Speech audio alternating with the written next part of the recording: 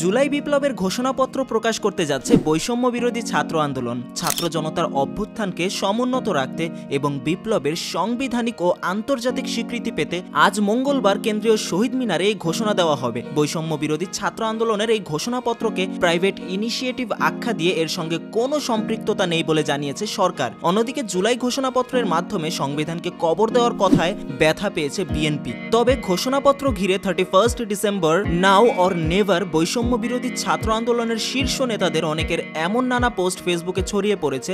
এমন প্রেক্ষাপটে জুলাই অভ্যুত্থানের ঘোষণাপত্রে কি থাকছে কিংবা অভ্যুত্থানের এতদিন পর কেন এই ঘোষণাপত্র প্রকাশ করা হচ্ছে তা নিয়ে সাধারণ মানুষের মধ্যে নানা আগ্রহ তৈরি হয়েছে। বিরাজ করছে এক ধরনের উদ্দীপনা, বিভিন্ন মহলেও চলছে নানা জল্পনা কল্পনা। তাই সবার দৃষ্টি এখন জুলাই বিপ্লবের ঘোষণাপত্রের দিকে। যদি একটু পিছনে যাই, বৈষম্য বিরোধী ছাত্র আন্দোলনের ব্যানারে জুলাই আগস্টের গণ অভ্যুত্থানের ফলে পতন হয় শেখ হাসিনার। আওয়ামী সরকার পতনের আগে আন্দোলন চলাকালে তৎকালীন সরকারি বাহিনী ও আওয়ামী লীগের অঙ্গ সংগঠনগুলোর অস্ত্রের মুখে রাজপথে থাকতে হয়েছে বিপ্লবীদের, হারাতে হয়েছে প্রায় ১৫০০ প্রাণ এবং আহত হতে হয়েছে ৩০,০০০-এরও বেশি মানুষকে, যার কারণেই নতুন এক বাংলাদেশ পেয়েছে এদেশের সর্বস্তরের জনতা।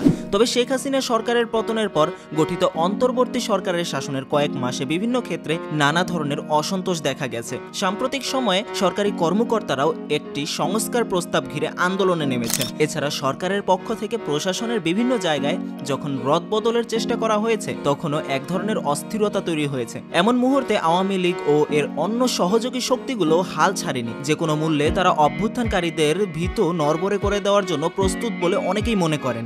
বিএনপির অভিযোগ, দেশ ও সরকারকে অস্থিতিশীল করতে পতিত ফ্যাসিবাদ এবং তার দোসরদের ষড়যন্ত্র থেমে নেই। এমন প্রেক্ষাপটে নতুন বাংলাদেশ প্রাপ্তির পেছনেও বিশাল ত্যাগ, বিপ্লবীদের কর্মকাণ্ডে স্বীকৃতি আদায়ে আগামীর সংগ্রামে ২৪-এর বিপ্লবীদের টিকে থাকতে এবং ২৪-এর স্পিরিটকে ৭১-এর মতো শক্তভাবে দাঁড় করাতে একটি আনুষ্ঠানিক স্বীকৃতির প্রয়োজন বোধ করছেন আন্দোলন সংশ্লিষ্টরা। তাই জুলাই বিপ্লবের ঘোষণাপত্র প্রকাশের উদ্যোগ নিয়েছে বৈষম্য বিরোধী ছাত্র আন্দোলন। এখন এই বিষয়টা নিয়ে আপনার মতামত কি আপনি কমেন্ট বক্সে জানাতে পারেন। ভিডিওটা শেয়ার করে দিন প্রত্যেকের সাথে, লাইক এবং ফলো করে সাথেই থাকুন জুম বাংলার।